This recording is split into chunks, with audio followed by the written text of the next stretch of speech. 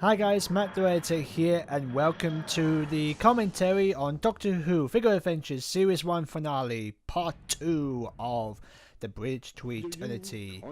Now, one of the things I forgot to mention in my previous commentary is that this was probably around the time when I was really getting used to filming in stop motion animation, Final Cut Pro or Premiere at the time, which explains why there was like a lot of hard work in the editing and the effects.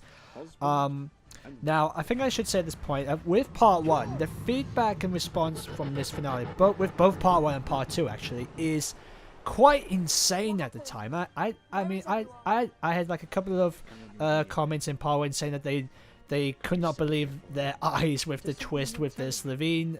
They were really excited and really to see what was going to happen next. I've had a couple of people say, "Oh my god, that's amazing! Those Dalek ships. What's the Doctor gonna do?" I think, and yeah, with I also had a couple of comments from other FA makers. I think it was Thomas Spencer, or was it Thomas Walker? I mean, other FA makers saying that this was quite possibly the best figure adventure story that they've ever seen. I even had a few comments saying that that this was a better finale story than Death in Heaven, which came out around the time. So wow, that's very good.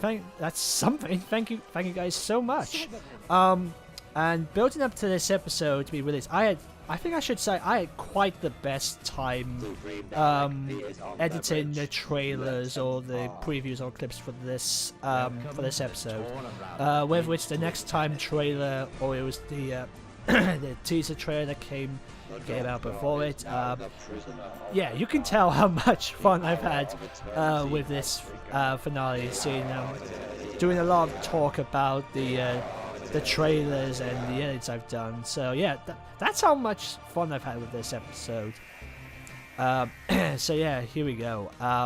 Doctor Who Series 1 Finale, The Bridge to Eternity, Part 2. And we'll go. I'm sorry if I'm taking my time on this one, because I sort of feel like I should talk about the right time. So I'll start talking about, I think one of the things I really wanted to talk about in Part 1, but I didn't have enough time to, and I don't know if it would work well. So I think, yeah, here we go. This is a good time. Let's talk about quite possibly the best special guest I've had in that series, and that is Christopher Thompson. Now, for those of you who don't know who Christopher Thompson is, when he was on he originally started out as an actor. I should say I was originally going to have like CGI Daleks flying around in that scene, but it turned out to look pretty stupid, so I had those removed and just stuck with the just the flat still picture. Anyway, what were we talking about? Oh yes, Chris Thompson. Now, for those of you who don't know, he's mostly the guy on YouTube. He's a voice actor now, and he's quite known for doing impressions of Patrick Troughton and Peter Capaldi. And at the time I was working on this episode, I wanted to get a very sort of like a guest actor to appear as the villain, and for some reason it led me to Chris Thompson, because aside from his Patrick Troughton and Peter Capaldi impressions, I've seen his other acting work, and it is absolutely very good. And so basically what I did was so I thought I basically sent him an email on Twitter. Was it Twitter? Yeah, I think it was on Twitter. I basically asked him that, I told him that I was working on this project, and I would like you to voice the main villain. Would you be up for it?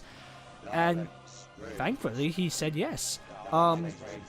So I sent him the script, and he basically asked me what type of voice he wanted, because he's very, did he want it to be more Capaldi? Did he want it to be more himself? Did he want it to be Patrick Troughton? And I thought, I'll go with Patrick Troughton. So as you can see, he pretty much sounds like Patrick Troughton. And yeah, look at it now, seeing his voice with that face, it does kind of look like Patrick Troughton. So yeah, that's kind of worked. But yeah, it was absolutely amazing to get Christopher Thompson to feature in this episode. And well, looking at what he's doing now, with he released a sort of very touching audio adventure last Christmas that just came out, and now he's working on Big Finish. That is something. Christopher Thompson is so amazing, and I really think you guys should check him out as well. He's got YouTube. Check him out on Christopher Thompson. I think he's got a Facebook page somewhere. But oh yeah, he also said that the Big Finish audio he's worked on has just came out. I can't remember what it was called. I am so sorry, but it just came out, and I highly recommend you go and buy it. Go and support him. He's such a good voice actor. Go and support him. So yeah, there we go. I'm spending most of my time plugging his work. So yeah, having Christopher Thompson as your main villain of the series is quite possibly quite possibly the most amazing moments ever happened. It's kind of like you're meeting one of the people you follow. Whether it's from film or it's from television, you watch their work so many times, and then you get this once in a lifetime moment to work with them. It's actually a nice idea. I never met him in person. I'm ashamed, but I'm so glad he was willing to work on this, even though he said that he was busy at the time, and he was extremely busy around then. But thankfully he was able to do some voice work on this, and he also did the lines for. That he said in Phantom of the TARDIS, we see him goes, "Why? It's just down there. Be ready, Doctor. The clock is ticking." And unfortunately, he didn't have those lines sent to me in time. I did those lines myself, but he still did the lines in this episode, and it sounded so good. I'm so glad that I got to include him in this episode. And thankfully, a lot of people did in a lot of FA adventures. And yeah, as I was talking there, we just saw Keith die. I'll be honest, it was kind of just there to get him out of the picture to focus on the Doctor and Connie. Not sorry about that, but I'm sounding so cruel. Stop it. But yeah, I kind of wanted to be a sort of little conflict somewhere, and I thought the only way to do it was to kill Keith off. But it's still well animated. I'm okay with that. Now, okay, here we go. This was as I mentioned before, there were like a couple of rewrites. It was story-wise, there weren't a lot of rewrites in my stories, but it was mostly dialogue-wise. I mean, because around that time, I was really starting to lose my skills as a scriptwriter, mostly because before, should we say, like last year, I used to enjoy writing scripts, and for Doctor Who, it was always worth it.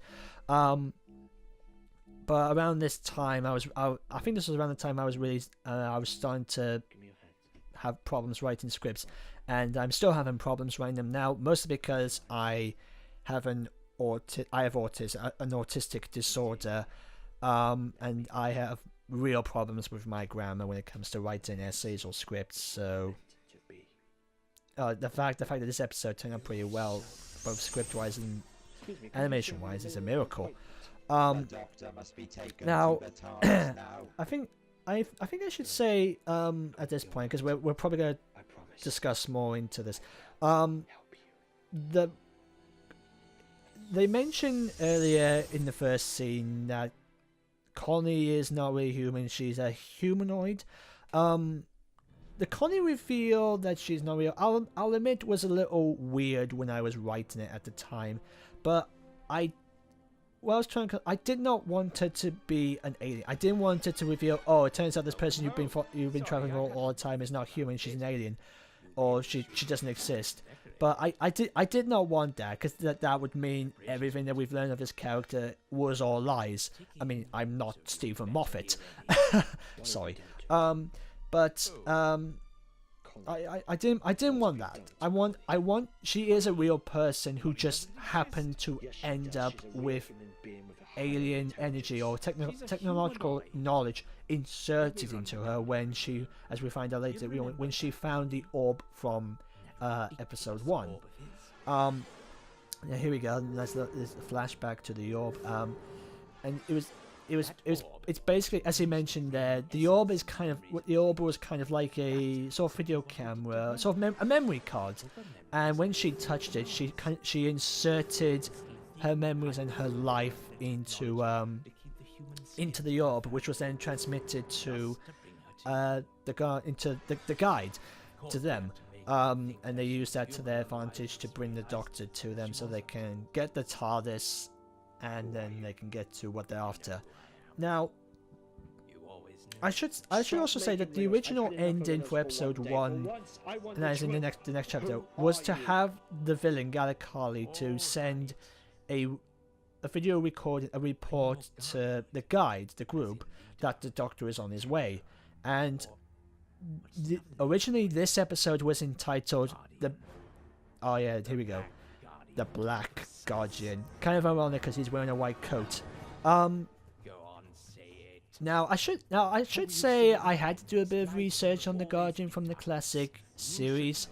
I can't say he was the best villain we've had in Doctor Who, but when it's like your first season, you wouldn't want to bring a very, very big villain. You know, I didn't want to bring Omega, I didn't want to bring Rassilon, even though I did in Moment of the Doctor. I didn't want to bring, you know, the Master. I mean, there were a couple of thoughts of having him be the Master, but the Master has been overused so many times. So I thought, what other villains were there? And I couldn't use them, the Time Meddler or the Monk, whatever it was called, because I don't know them that well. I don't know if they are good villains, but basically the point being is that the Black Guardian was the other villain I thought about in the classic series, and I thought that could work for this series. The Black Guardian could work. And now anyway, the original title of this episode was to be called The Bridge to Sycamore Cross, which was actually based off a road sign which I drove past one time, and the name Sycamore was going to be the name of this group, but I could not know, I didn't know how to fit it into the story of the overall series or as a standalone story, so I then changed it to The Bridge to Eternity. Now I should say this was get the picture? I think I should say at this point, by the time I was filming the TARDIS scenes in the dark, was around the time it took like a couple of nights to film these scenes, and one of them was around the time Disney released the Jungle Book teaser trailer. How sad is that? And I remember filming these scenes for God knows how long after bedtime. Yep, that's how committed I am to this episode. Yeah, I think I should say at this point, yeah, let's talk about the Daleks and the Cybermen. Obviously, a nice little throwback to Doomsday, seeing the Daleks and the Cybermen together. I'll admit it was kind of similar to, you know, the Pandora opens there. It turns out they they don't work, they shouldn't work together. But I did point out in an earlier scene that the Guardian the guide tells them that, you know, they're both working together because they have to get what they want. Once they have it, they can do whatever they want. They can kill each other if they want, as long as they do what the Guardian wants. Now and there we go. I think I should say the idea of all the classic era Daleks working with like the Paradigm Daleks, or you know, all the other era Daleks. It's always a nice idea to include multiple Daleks, in my opinion. And this, I should say, this was filmed before Magician's Apprentice came out, and that was when they had multiple Daleks together. And I think I should say, I mean, of all the Daleks I loved including this episode. I loved including the White Supreme Dalek of the Paradigm Daleks. I mean, they're such an underrated Dalek design, and I really wish they were used more in the Matt Smith era. And look, I've always had this idea that maybe this is what happened to the Paradigm Daleks, as we will find out later. And should I talk more about the Cybermen, or should I talk about it later? I'll talk about the Cybermen later. Oh god, what else should I talk about? I mean, I've got notes. I've literally got notes. of what I want to say. I just haven't got enough to talk about in every single scene. Now here we go. That's a nice bit of animation. Them just hugging each other, and obviously, as we find out later, he's obviously whispered something into Connie's ear. Now, as I mentioned earlier, it was originally called the Bridge to a Sycamore Cross. It was kind of gonna have the Doctor lead these to, like, shall we say, a different planet, a darker part of the universe, which would then lead to, like, it was originally gonna be like sort of like a long crystal bridge that leads to this very distant bright star, this nebula, this galaxy somewhere. It's somewhere unknown, and if you go there, you have ultimate power. And one of the things, one of the original ideas I had with this idea is that they were going to lead the Doctor to this place where they can drain his entire regeneration cycle. It's pretty much the same as Name of the Doctor, where you go there and they sort of wipe out his history. This wasn't the case. It was going to be the Doctor was meant to step in this light, and he was going to regenerate, or at least fade to dust. And it was going to be up to Connie as well as the gang to sort of stop everything that's happening, as well as saving the Doctor. And as you can tell by that sounds very confusing and very complicated, which is why I had to redo it.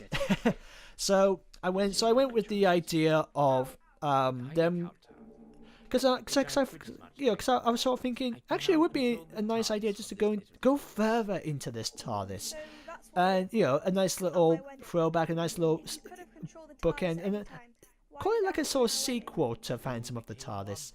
And I'm so glad I did, because I love these corridors, and it's always fun to have the Doctor, the companion, the villain, and in this case the Cybermen in the corridors.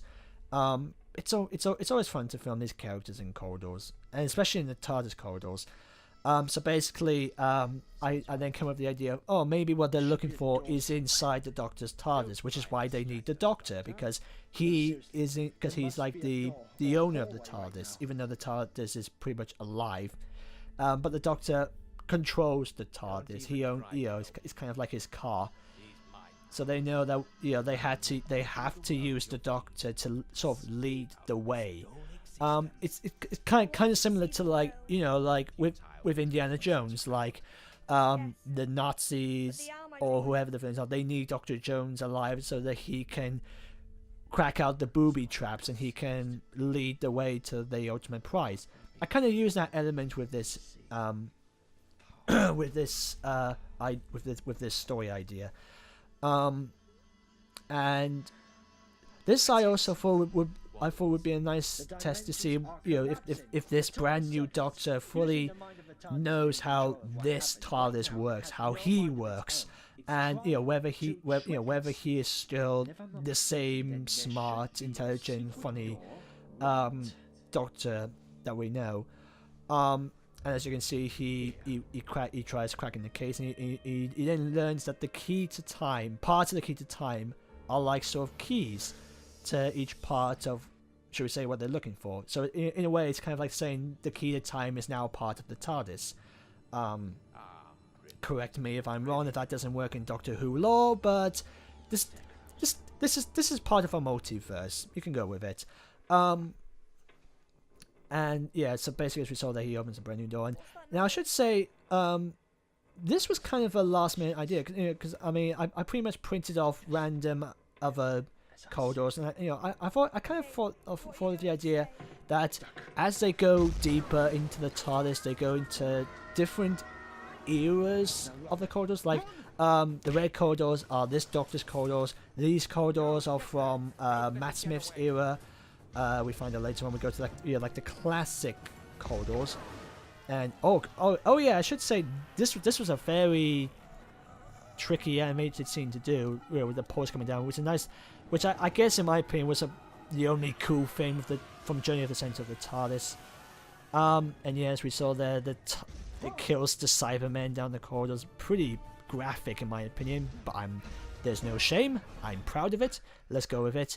And as we saw there, it's sort of a sad moment as the Cyberman is pretty much crying for help, and the guy's like, "Oh, I've got no time for this," and he kills it. And here we go. As we saw, there was a nice little animation sequence of them dodging the poles. And there we go. They're getting closer to the. There we go. There's the classic corridors. Now let's talk about the Cybermen. Here we go. It's the perfect time. Let's talk about the Cybermen. I'll admit, how did the Cybermen get into the TARDIS without the Doctor knowing is anyone's question, but since we found out in this episode that the guide has the Giga counter from Phantom of the TARDIS, which is pretty much like a controller that sort of keeps the TARDIS intact. Then he would be able to control the TARDIS on his own with that device, and he would be able to hide them inside without the Doctor knowing. And I think I should say I loved filming the scenes of the Cybermen in one room. I mean, especially in that scene with the GAN. Yeah, I love the Cybermen, and I love the Daleks, and I loved working with them in this episode, and I still do. I'm not gonna give up on that now. If I remember correctly, this I think was the last scene I've ever filmed in this episode. I mean, I filmed the later scenes. I filmed most of the episode, but if I remember correctly, whilst I was working on post-production, this was the last scene I remember that I had to film. And obviously, as you can tell, the lighting is not correct, but honestly, it's the classic era TARDIS corridor, and I thought, I know it's not, it's from the Doctor's wife, but it has that sort of classic corridor feeling. So I thought, I think it should work. Yeah, there we go. Yeah, we find out why the guide needs the Doctor. It's worked out that he needs the Doctor to get out of the security system. Look at that, the obvious Photoshop. I mean, reason being was, as you can tell from the photoshopped door, that I didn't have a lot of material with this scene. This was mostly because around the time I couldn't think of, I think I should say I did not have the TARDIS cylinder that I've used in later episodes, which is what I borrowed off Sam Lloyd. I did not have it at the time, and I was really running out of time when I was filming the scene, and I didn't want to print anything off, because it would be a complete waste of paper and ink. So I just basically just sort of photoshopped the door in, which explains why this is the last scene I've ever filmed. And here we go. They go into the door that leads to eternity. And what is this eternity? Now, I think I should say, what's that ticking sound? Oh yeah, I forgot about this. This was kind of like a last minute addition. Well, not really last minute, it was an idea I was thinking of using. And, as you can tell, it's the cogs from the, Peter Capaldi credit scenes. I thought, I came across a green screen of that, and I thought, I gotta use it somehow. And then I thought, the eternity clock. The entire room is the eternity clock. Perfect. There you go. And I got the idea of using the eternity clock, it's pretty much from the Matt Smith video game that they released. I haven't played it myself, but I've seen the gameplays and I've seen the cutscenes. It's kind of a boring game in my opinion. It looks kind of boring, but I'll give it credit. It came up with a cool concept and a cool, it gave us cool sets. And the eternity clock, I think, obviously it was building up to something which did not go anywhere in the end, which is a real shame. So I thought, oh, what better way to sort of bring, some other element from, another Doctor Who production, or in this case, from the video game, and then bring it into this universe. And I thought, well, maybe after the events in the Eternity Clock game, the Doctor managed to stored the clock in his TARDIS somewhere, and now it sort of controls time and space in a way. And I thought that's good. I mean, obviously it doesn't look like a clock; it's a portal. But when has that ever stopped any other production to take something from the original source and then change it to something it isn't? But this in my opinion, I think was a nice bit of research and a nice bit of production work to add into the script. And here we go. As we saw back then, there was some throwbacks to previous stories. And this bit was mostly entirely improvised.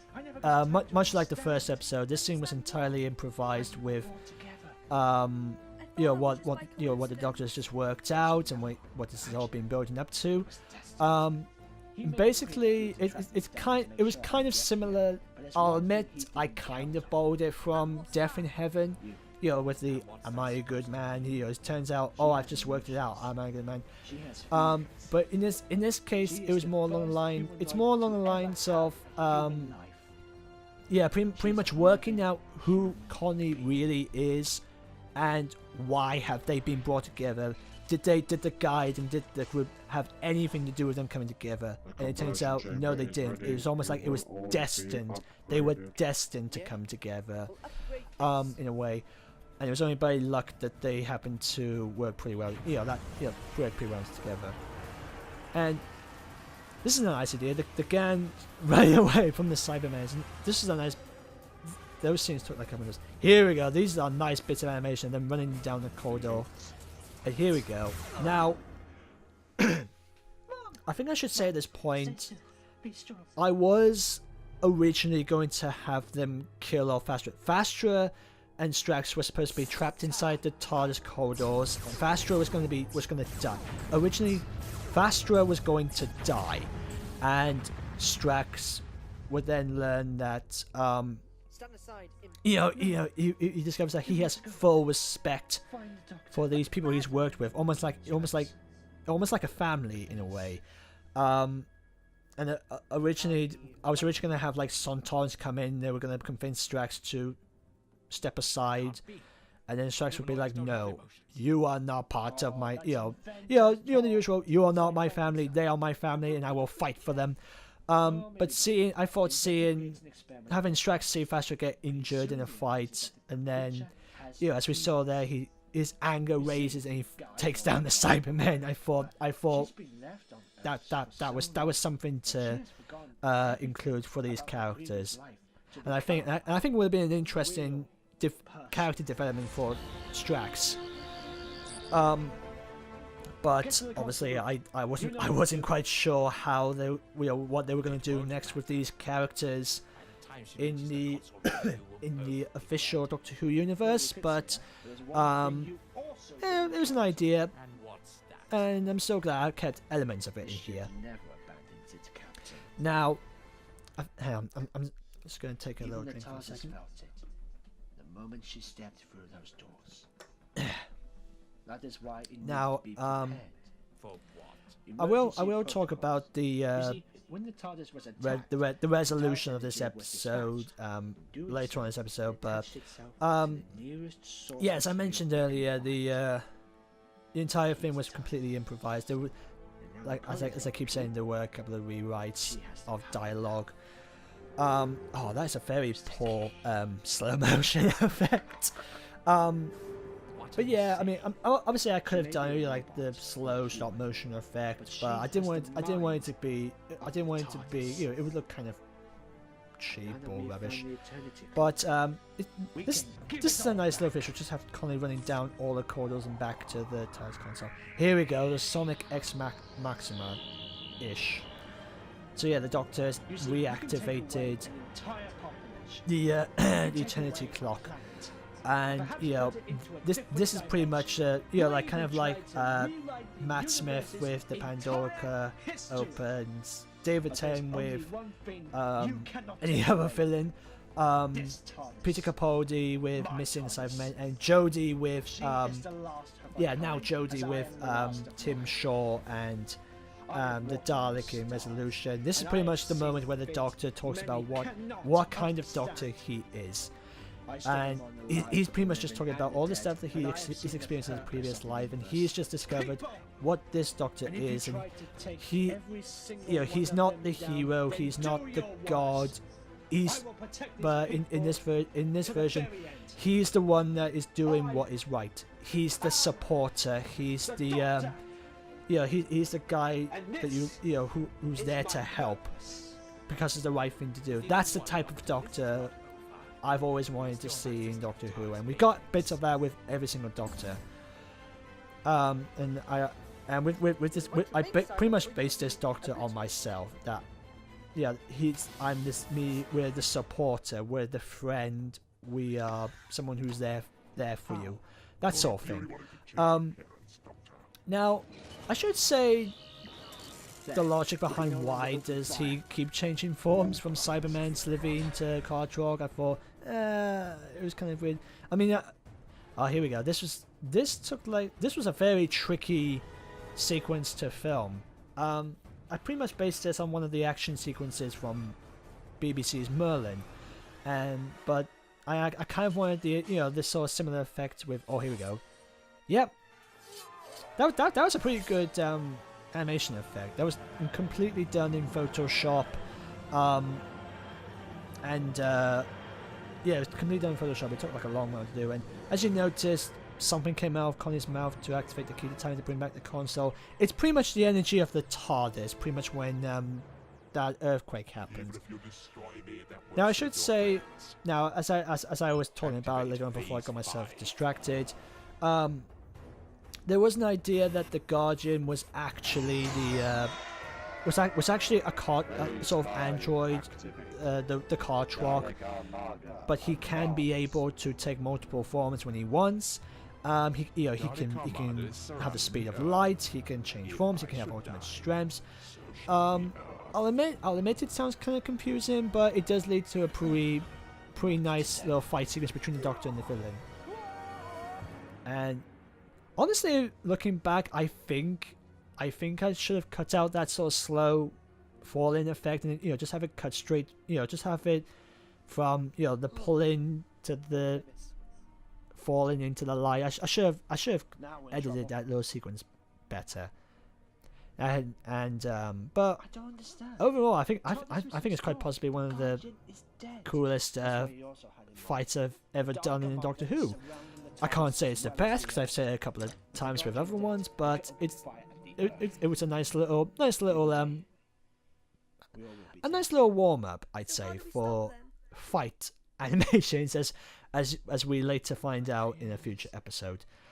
Now here we go. As we can see here, they find out that they've realized that they cannot bring everyone back, and there doesn't seem to be another way. And here we go. I think I should say that the whole resolution, the idea of rewriting history, or in his case, start a new Big Bang. I will admit, I did borrow that from Pandora Opens, but since the Pandora Opens is quite possibly one of the best finales we've had at the time before, I think World Enough in Time, all the other finales I thought were just mediocre or just not that good.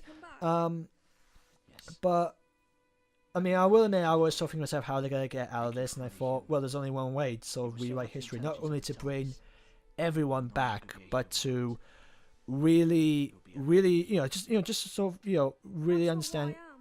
Yeah, here we go. From what Connie said, what is she? And the Doctor just tells her that she is who she is. She is Connie. She's a human. She has a life, and just don't worry about what people say, whether it's true or not. What matters is what she believes is real, what she believes is right. And yeah, here we go. Believe that they are real. Yeah, believe that they're real, and her believing that she has a boyfriend and a soon-to-be husband, believing that she has a family, is what makes them real to her, which is also meant to be sort of the key element to bring everyone back. And this is a nice little moment. Just the hug. And I should say, I did like a couple of takes on just basically this little moment alone. I mean, this is pretty much a sort of test with my camera. Did I have a new camera at the time, or was there like no camera? I can't remember. But this was pretty much just sort of a little test, just a test to work with light. Like from when we saw the characters in front of a light, we saw them flying around. It was a warm up with lighting, so to speak. And here we go. This was kind of when I started using the victory song music from Sarah Jane Adventures in all my finales of Doctor Who Adventures. Now, as we saw that the Dalek ship's so very poor, and I think there was obviously a small Dalek hovering over a giant closer ship. Yeah, not the best.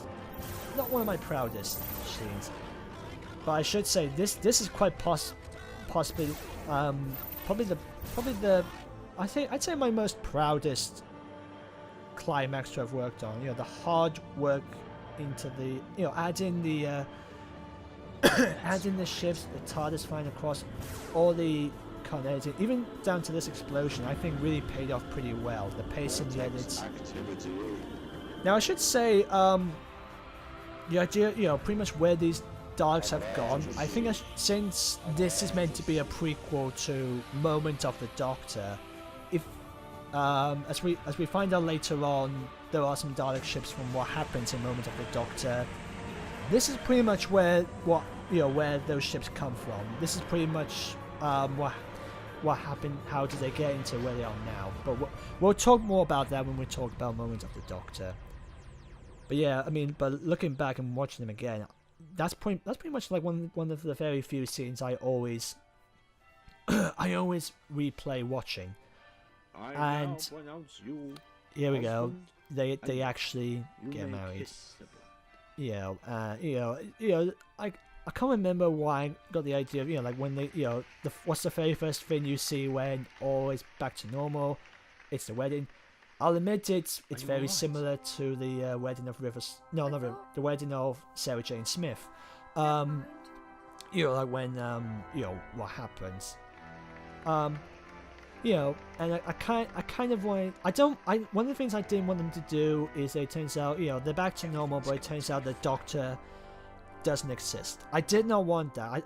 Because obviously it would be too very similar to Pandora Opens. I just wanted to come across as it's resolved. There's a slight hint that maybe the Doctor's still out there. There's a slight hint that maybe all that happened did happen, and that's pretty much what I wanted to come across with Connie in that little scene. And as you can see, that now that Connie is married to Keith, the family have accepted her marrying Keith, and they've accepted him in his family, and now she's moving out.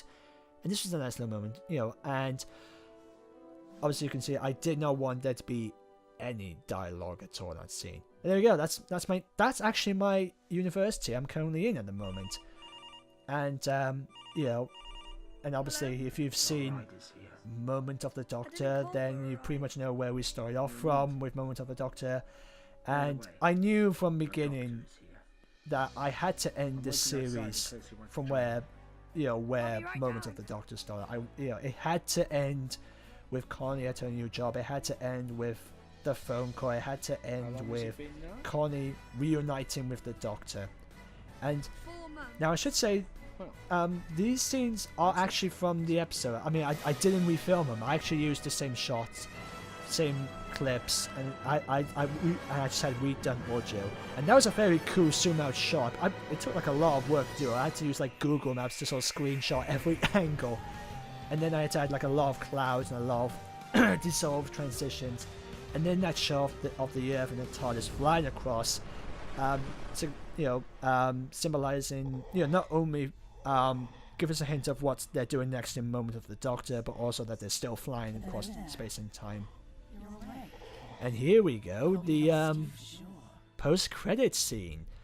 I can't remember if this was done in an existing Doctor episode. I mean, aside from Death in Heaven with, what's his name? not Jack Frost.